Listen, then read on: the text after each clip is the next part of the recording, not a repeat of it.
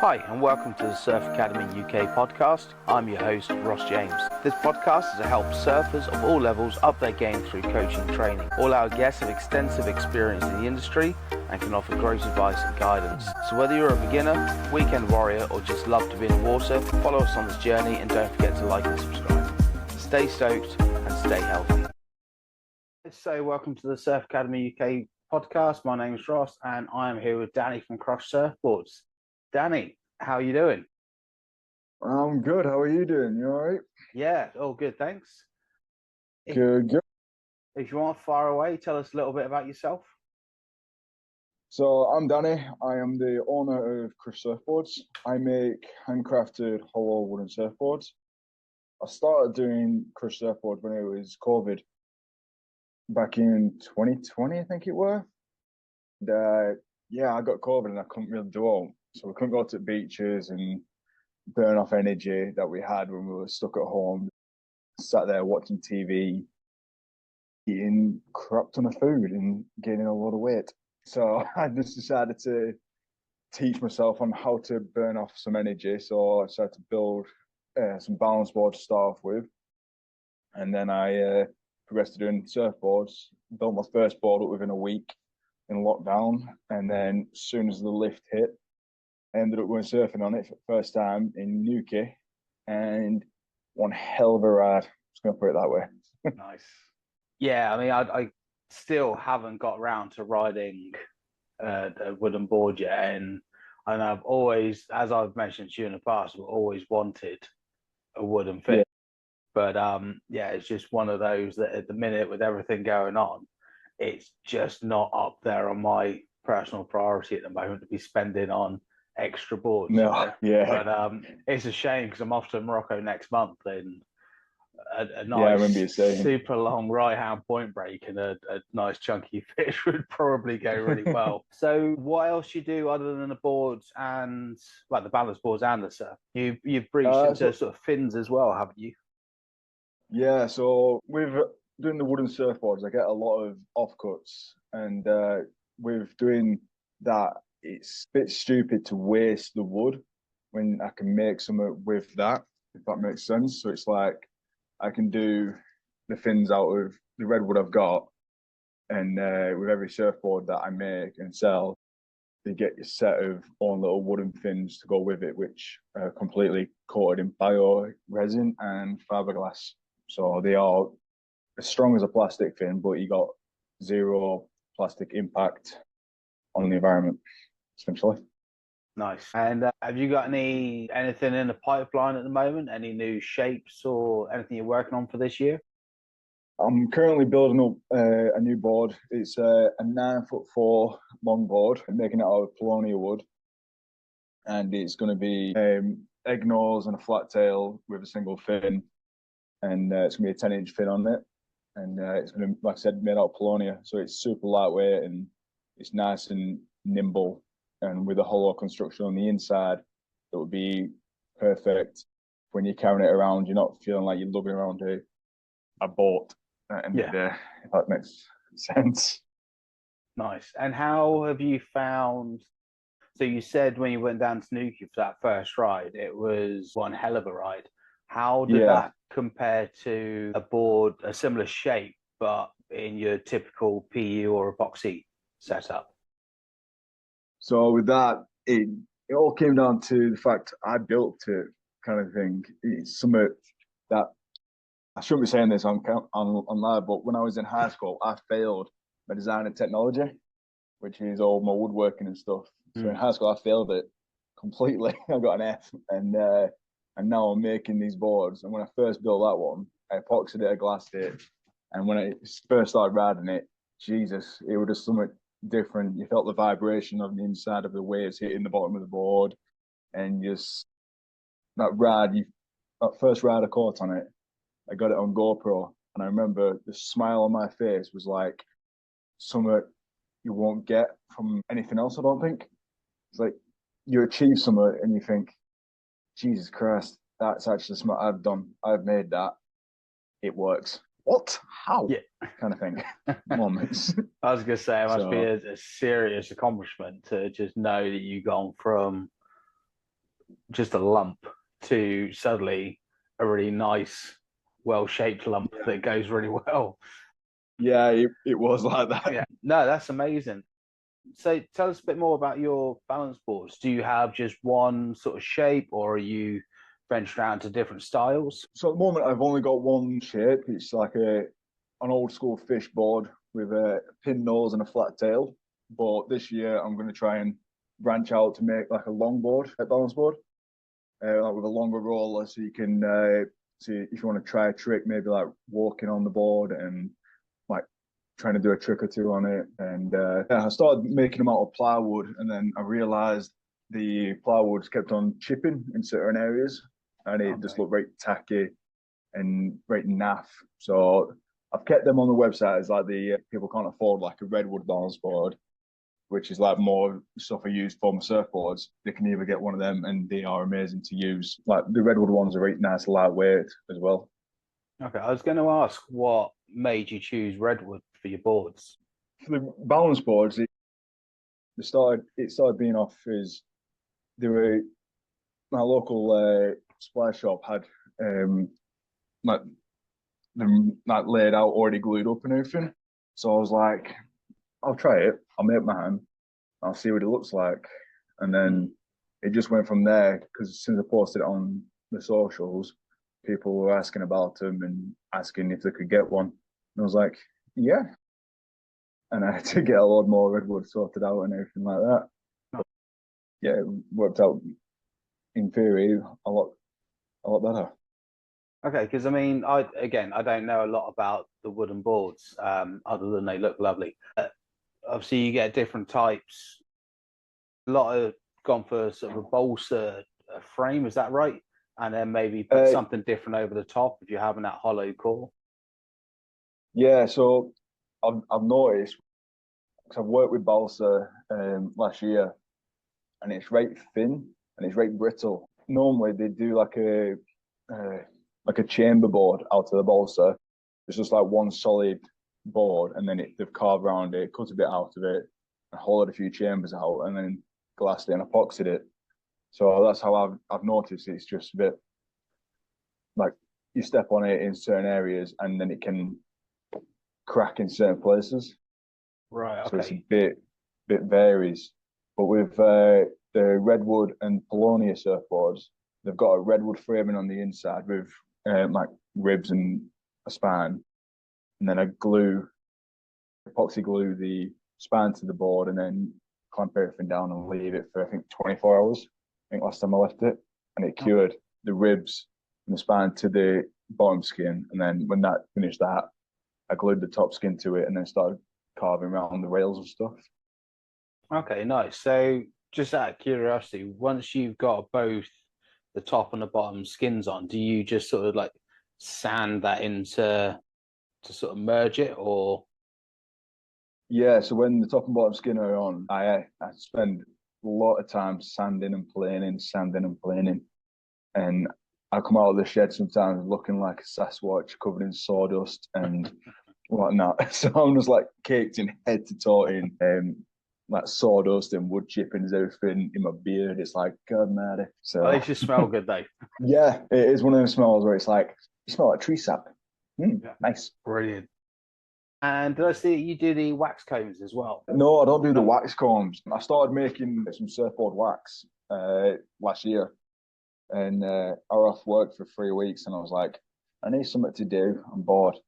Right, I'm gonna make some wax, and I googled on how to make it, and after about the fifth attempt, I got the right consistence of beeswax, pine resin, and coconut oil, and it mixed in perfect, and it works spot on a wooden board. So it's like, why use like chemical wax on a wooden surfboard? Instead, use some nice redwood kind of pine resin wax on a hollow wooden board, kind of thing. That's it. I mean, as surfers, although we try to do what we can in terms of beach cleans and everything else, surfing is not that good for the environment. And I mean, it is taking a change, but like you say, you got Yeah, the chemicals and the wax, you've got your your urethanes, your plastics, all of that. So as much as we don't want to ding or snap the boards every time we do, that's just Yeah. seeping out, especially if you don't see the other half of your board or you lose a fin. Yeah. So yeah, I think it's important that we can try and do what we can, just keep everything a little bit environmentally friendly. Yeah. Especially now that we're getting tornadoes and Nuki apparently. I wish I didn't notice that. Yeah, it's yesterday. Tornado just went through. I think after a couple of hours, it's gone. It's like blue skies in the morning. Tornado wrecked loads of caravans across the holiday parks down there, and then later on in the afternoon, blue sky again. Crazy. So, yeah, who knows? I'm sure we got something to do with it. I'm sure there'll be some theorists out there that can explain that. Yeah, if you got any theories, just let us know in the comments. So, what have you found since sort of having to go on the balance boards and shaping your own? Have you noticed, do they help your surfing at all? Have you noticed any sort of improvement? Yeah. So before I started making them, I'd never been on a balance board and never thought, I'll see what it goes like. I've seen them on Amazon. I thought, I'll try it, see what happens. And all of a sudden, when I built my own, I thought, right, I'll try it. I'll see what it goes like. And then after a week of trying it, my legs were so sore from doing the squats and shaking like I don't know what. When I went back surfing, a week or two later, my pop-ups were a lot cleaner. My knees kept bent instead of going straight up and then wiping out. My knees weren't shaking. I managed to turn in a few waves a few times and catch a few decent sizes on my wooden boards. Compared to me riding one of my old plastic boards, I found working with wood and working on how I know where the wave goes and whatnot, it always works better in my favor when I'm trying on my wooden balance boards kind of thing. Nice. Yeah, there's definitely the crossovers, and even for the fact that if you don't do a lot of training in general, and all your your ligaments, your tendons, your smaller muscles all around your joints are going to get fired up. And if you didn't know they existed before, but if you go, you certainly know about it within a couple of days. All of that just goes to show that by having a nice sort of holistic approach to surfing itself, balance boards, gym-based work, all of it all helps to just allow you to have more fun in the water at the end of the day. That's the only reason we do it. There's only a few sadistic people that actually enjoy working themselves to the bone in terms of training. Usually that's not fun. No, there's usually a higher purpose to it. So what would be your favorite board to shape? So if you could do anything at all, what would be your next sort of labor of love project? So my favorite board to actually shape is a 7'10" mini mal, and it's the one I made after my first board. So my first board, I've still got it in the workshop, and I turned it into a skateboard. So I hung that up, turned it into a skateboard, and I put an electric motor on it, and then I started building myself a 7'10", and that was just so much fun. Like just sitting in the workshop, taking a step back, glancing at the rails from down the nose, and then doing the same on the tail, seeing how the curve goes on the board, and just checking it over once in every 2 days, just to make sure the right shape of it is, and the feel of the weight when it's all been epoxied as well, sort of thing. Nice. I do like the fact that sometimes if you do have a slightly heavier board than normal, it can be so much fun. I mean, when I become a coach, I went out to Bali to do it, and there was a guy that I'd met on the surf coach course, and I spent about 2 months just like constantly chatting, trying to get up to have a catch up, blah blah blah. You know, it's like finally got up there. We surfed just down from sort of Canggu and I can't remember which beach it was. And I hadn't taken a board. I'd gone to pick up some wooden fins, actually, a little thruster set for a board I had shaped.